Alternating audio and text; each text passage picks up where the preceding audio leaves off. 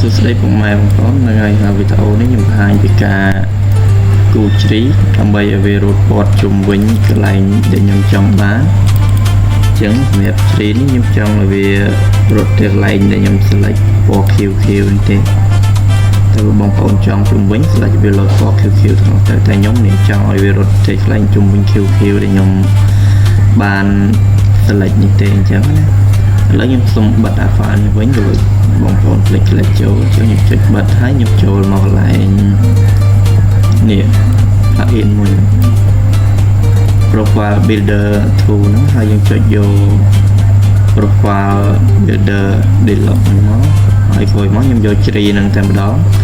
ដើម្បី proof mode នៃកន្លែងកោងអញ្ចឹងណាខ្ញុំសូមបន្ថយកម្ពស់នេះបន្តិចខ្ញុំយកទៅ80ទេសូមដកអក្សរជាអង់គ្លេសសិន80គួយមកយើង select បានប៉ុណ្ណឹងហើយយើងចូលមកប៉ះកន្លែងនេះកន្លែងចូលដៃខ្ញុំនេះមើលតាមហ្នឹងទៅហើយយើងចុចលើវាមួយទៅវារត់ទៅតែចាំតិចវានឹងលោតចេញមកដោយសារកុំព្យូទ័រខ្ញុំវារៀន slow អញ្ចឹងណា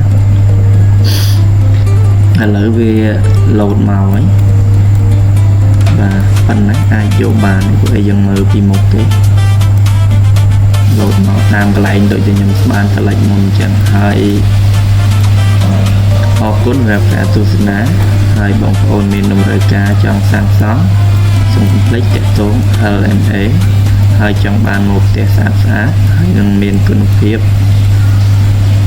រឹងមាំទាំងគុណភាពនិងសោភ័ណភាពអរគុណ